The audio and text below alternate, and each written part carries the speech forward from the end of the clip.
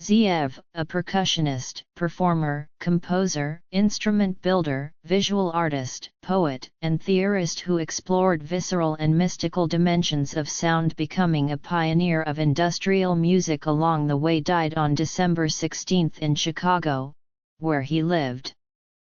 He was 66. His niece, Aurora Bell Neisler, said the cause was pulmonary failure. Performing solo and with others, Zeev improvised surrounded by homemade percussion instruments. He delved into attacks and resonances, propulsion, and meditation.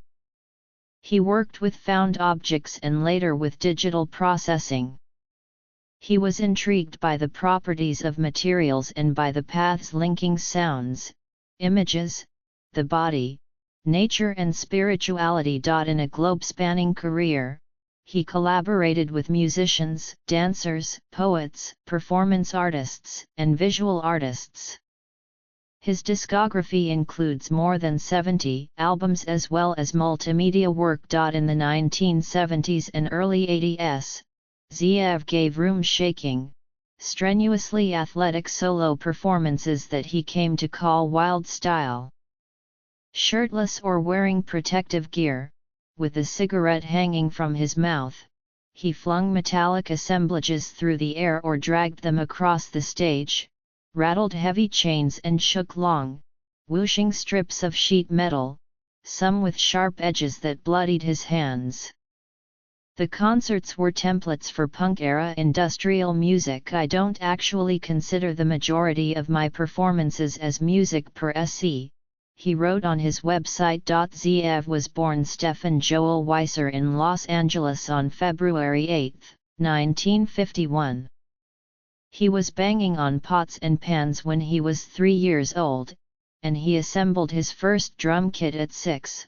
Using cardboard tubs salvaged from an ice cream parlor. He attended the California Institute of the Arts, where he studied traditions from Africa and Asia, wrote sound poetry, made sound sculptures and worked with members of the Fluxus group.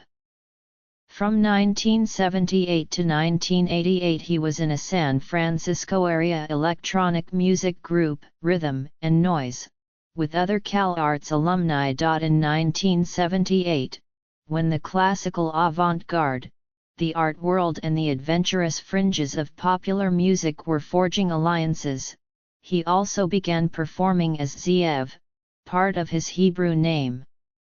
Although he renounced Judaism, he studied the Jewish mysticism called Kabbalah. His wild-style percussion concerts, with brutal physicality underlining their sonic impact, were performance spectacles as well as acoustic explorations. In a 2016 documentary by Ellen Zweig, Heartbeat Eardrum, Zeev said he saw his performances as interactions, there's me, and the instruments, and the space they're being played in, and the time of day and astronomical time they're being played in, and the audience. Zeev performed at clubs like Mabuhay Gardens in San Francisco and Irving Plaza and Danceteria in Manhattan, as well as at experimental music havens like The Kitchen, in Lower Manhattan. The goth rock band Bauhaus booked Zeev as its opening act on a 1980 European tour. Glenn Branca, who composes symphonies for massed electric guitars, featured Zeev extensively in his 1982 Symphony No. 2, The Peak of the Sacred. For a 1982 single, Zeev recorded an explosive, barely recognizable percussion version of the hit 1963 surf instrumental Wipeout. In 1984, Zeev set aside his wild style and returned to playing percussion with mallets, while continuing to create his own instruments. On his website, he wrote, "Both performance modes, wild style and mallet percussion, have been described as cacophonous when considered in traditional Western musical terms, because of the dense elemental acoustic phenomena these instruments produce."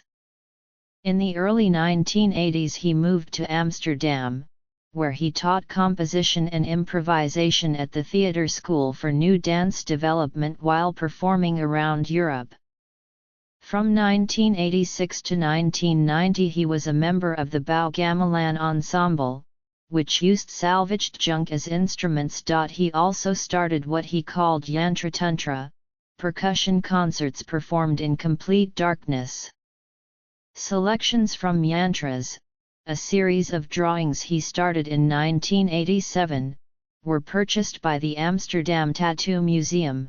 He used similar designs on his later instruments. In 1990, Zeev began working with the Dutch house music producer DJ Dano on high-speed tracks that presaged the hard-edged underground dance music genre called gabber.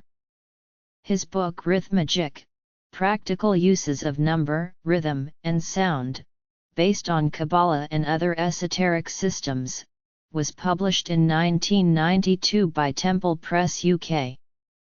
After the company went out of business, he gave away digital copies. Zeev returned to Los Angeles to care for his ailing mother, and left music in 1994 to work as an aide at a home for quadriplegics. His re-emergence, in 2003, was welcomed by avant-gardists who went on to collaborate with him, among them the keyboardist Charlemagne Palestine, the Japanese noise musician Mertbo, the composer and guitarist Oren Ambarki, and the composer and saxophonist John Zorn, who released some of Zeev's albums.